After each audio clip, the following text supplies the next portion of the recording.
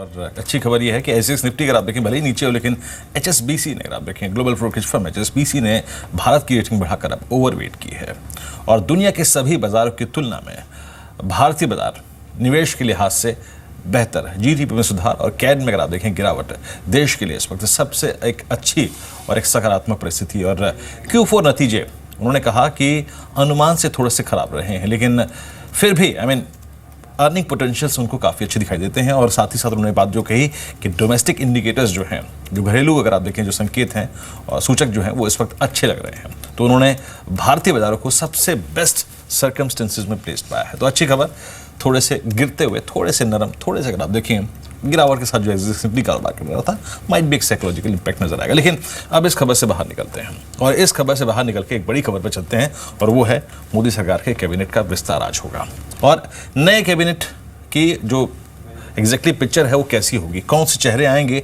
कौन से होगा, किन लोगों का प्रमोशन होगा और कौन से बाहर कर दिए जा सकते हैं, इससे बात करते हैं। मेरे साथ मेरे सहयोगी आलोक प्रदर्शी हैं इस वक्त। आलोक, नए कैबिनेट का चेहरा कैसा होगा, किन किन को शामिल किया जा सकता है और किन का प्रमोशन संभव है? देखिए, मोदी सरकार का ये बहुप्रतीक्षित विस्तार है और जो इस विस्तार में कोशिश ये की गई है कि तमाम जितने भी उत्तर प्रदेश जो भी इलेक्शन बॉन्ड स्टेट्स हैं उनकी भावनाओं का ख्याल रखा जाए, जातीय समीकरण का ख्याल रखा जाए।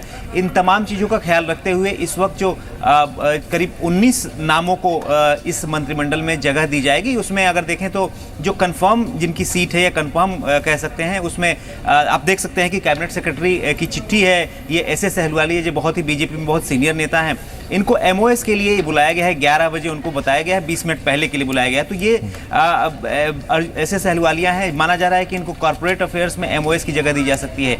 इसके अलावा जो रामदास अठावले हैं, आरपीआई के नेता हैं महाराष्ट्र से, उनको भी एमओएस की जगह दी जा सकती है जनजातीय मंत्रालय में, या फिर जो सोशल जस्टिस मिनिस्ट्री है इसमें उनको जगह दी जाती है। अनुप्रिया पटेल है, अनुप्रिया पटेल उत्तर प्रदेश से आती हैं। बताया जाता है कि उनकी जो पार्टी है उसको बीजेपी से विलय करना पड़ सकता है, तो ये भी अनुप्रिया पटेल की भी सीट कंफर्म मानी जा रही है। राजस्थान से हैं अर्जुन मेघवाल हैं। इसके अलावा मनसुख भाई मंडविया हैं, जो दवे हैं, ये तमाम जो लोग हैं इनकी सीट कंफर्म मानी जा रही है। इसके अलावा जो और भी बहुत सारे प्रोबेबल उत्तर प्रदेश से अगर देखें तो कई सारे नामों को इसमें इंट्रोड्यूस किया जा रहा है।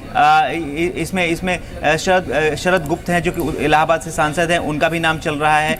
ऐसे देखें तो बहुत सारे, और अगर इसके अलावा देखें तो कुछ जो नए नामों को जो इंडक्ट किया जा रहा है, इसके अलावा कई सारे मंत्रालयों में फेरबदल की भी उम्मीद की जा रही है। जैसे कुछ मंत्रालयों में कुछ मिनिस्टर्स को कैबिनेट का दर्जा देके उनके साथ एमओएस को एडजस्ट किया, जैसे माना जा रहा है कि जो पावर मिनिस्ट्री है जहां पीयूष गोयल हैं उनको कैबिनेट का दर्जा मिल सकता है, प्रकाश जावड़ेकर हैं इन्वायरमेंट मिनिस्ट्री में, उनको कैबिनेट का दर्जा मिल सकता है। तो ऐसे करके वहाँ पर एक एक एमओएस को भी इंट्रोड्यूस किया जाएगा। तो ये कुछ कह सकते हैं कि टॉप लेवल पे ही एक थोड़ी सी बदलाव देखने को मिलेगी। कुछ मंत्रालय कुछ लोगों के मंत्रालय बदले जा सकते हैं और 19 नए नामों को नए चेहरों को इस मोदी सरकार के मंत्रिमंडल में शामिल करने की उम्मीद है।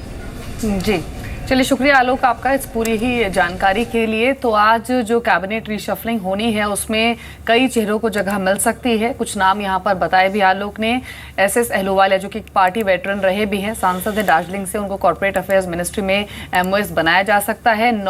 19 खबरें तो इस तरह की भी हैं कि 19 नए चेहरों को जगह मिल सकती है और जो पोल बाउंड स्टेट्स हैं उनको ध्यान में रखते हुए आज जो एक्सपेंशन है कैबिनेट का वो किया जा सकता है। 11 बजे के आसपास ये बदलाव होने की संभावना है, जिस पर नजर रहेगी भी और जो भी डेवलपमेंट्स होंगे वो आपको बताए भी जाएंगे। जिनकी छुट्टी हो सकती है, जिनकी परफॉर्मेंस अब तक अच्छी नहीं रही है, वो कुछ नाम अपनी स्क्रीन पर आप देख भी पा रहे हैं। तो नजर रहेगी इस बड़ी डेवलपमेंट पर आज के सेशन में। लेकिन वापस मार्केट्स की ओर रुख करते हैं और खबरों वाले शेयर्स कुछ और देख लेते हैं जो कि अब तक जिन पर बातचीत नहीं हो पाई है।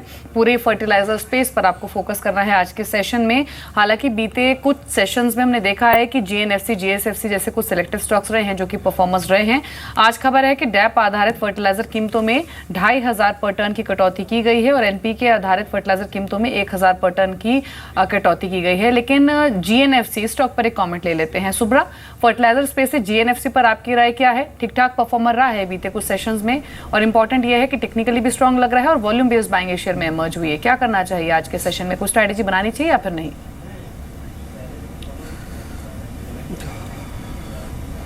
Exactly Deepali, I think overall हम अगर पूरे फर्टिलाइजर क्षेत्र की अगर हम बात करें तो आई थिंक डेफिनेटली ओवरऑल सब यहाँ पर अच्छी खासी यहाँ पर इन्वेस्टर सेंटिमेंट आई है, जो काफ़ी जरूरत है ये सब स्टॉक्स पार्टिसिपेट करने की ऑन द अपर साइड। तो ऑब्वियसली मेरा मानना है कि शायद यहाँ पर अब इमीडिएट शॉर्ट रन में शायद यहाँ पर थोड़ी बहुत डेफिनेटली एक ओवरबॉट सिचुएशन में है, लेकिन मेरा मानना है कि शायद अगर नीचे एक बार 150 के आसपास मिले तो डेफिनेटली एक पोर्टफोलियो चॉइस है।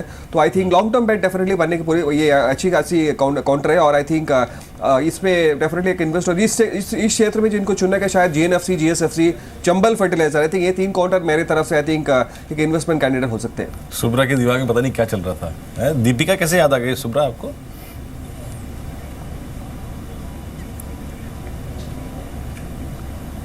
सुब्रा, सॉरी, दीपिका याद आने का कुछ खास कारण?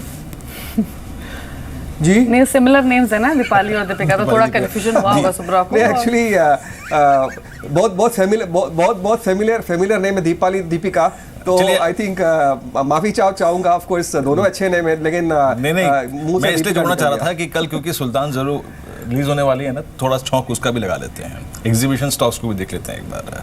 आइए एक बार देखते हैं कल सुल्तान, कल ईद के मौके पर रिलीज हो रही है, उसका एग्जैक्टली फुटफॉल्स पे कितना इंपैक्ट पड़ेगा। और जैसे कि कुछ दिन पहले इनफैक्ट कल ही मिहिर और मैं बात भी कर रहे थे कि एग्जैक्टली देखिए, जब भी पिछली बार बजरंगी भाईजान आई थी, उसने क्या करा, प्राइसिंग को एक और अलग स्केल पे लाके छोड़ दिया। That is the most important part. और इसकी भी प्राइसिंग अगर आप देखें सुल्तान की दीपाली बहुत हायर लेवल पे है, तो वो एग्जैक्टली इनको मौका देता है प्राइसिंग को नए चरण पे लेके आने का। हरी, बहुत संक्षेप में रखिएगा, आपकी एग्जीबिशन स्टॉक्स में अभी कोई इंटरेस्ट है? आइनॉक्स या फिर PVR, एरोज इंटरनेशनल, कुछ इसमें अपने क्लाइंट्स को एक्यूमुलेट करने को राय दी है कुछ? नहीं, ईरोस हम एक्चुअली एक ज़माने में काफ़ी एक्यूमुलेट करते थे, पर जब से उनके वो लंदन ब्रांच का इश्यूज शुरू हुआ है, हम ईरोस से शायद थोड़ा दूर ही रह रहे हैं। पर यस, PVR आई थिंक जो इस क्षेत्र की सबसे बड़ी कंपनी है जिनकी काफ़ी एक्विजिशन चल रही है, we are positive on that stock. I think even in this prices हमको लगता है कि स्टॉक में काफ़ी वैल्यू है। जी, और इनफैक्ट PVR जैसे स्टॉक्स को हाल ही में कई सारे ब्रोकर हाउसेस ने अपग्रेड भी किया था, और जो मूवी पाइपलाइन है यहाँ से वो भी काफ़ी स्ट्रॉन्ग है रिमेनिंग ईयर के लिए, जिसका रिफ्लेक्शन अर्निंग्स पर इन कंपनियों के दिख सकता है। तो उस पर्सपेक्टिव से नजर रख सकते हैं मल्टीप्लेक्स शेयरों पर। लेकिन अब आज के ऑप्शन स्ट्रेटजी भी जान लेते हैं, यानी 2 स्टॉक ऑप्शन जिन पर आप ट्रेड कर सकते हैं। बताइए वीरेंद्र। जी हाँ, पहले अगर आप देखें तो आज 2 ऑप्शन ट्रेड्स हैं, ये देखते हैं कि करके। पहला देखिए जो स्टॉक है वो है IDBI कैपिटल ने LIC हाउसिंग फाइनेंस शेयर किया है हमारे साथ। प्लीज एक बार LIC हाउसिंग फाइनेंस के चार्ट पे आइए। हालांकि देखिए ये रणनीति है 500 के स्तर पर, अगर आप देखें इस दौर का सबसे बेहतरीन प्राइस परफॉर्मेंस वाला स्टॉक है। LIC हाउसिंग फाइनेंस में तेजी संभव है, और आपको इसकी 510 की स्ट्राइक खरीदनी है। 10 रुपये ऊपर की कॉल, अच्छा मोमेंटम रहने की संभावना, लगभग 13-13.5 रुपये के आसपास आपको ये कॉल मिलेगी with a possible target of 22। Stop loss 9 रुपये का लेकर चल सकते हैं आप यहाँ पर। तो LIC हाउसिंग फाइनेंस में एक डिसेंट मूव एक्सपेक्ट करते हैं IDBI कैपिटल। याद रखिए ट्रेड सिर्फ 1 से 2 दिन के लिए है, इसकी फ्रीक्वेंसी। दूसरा स्टॉक है रिलायंस। एक बार रिलायंस के चार्ट्स पे आइए, और आई थिंक ये क्यों आइडेंटिफाई किया, ऐसा रिलायंस में क्या देखने को मिला।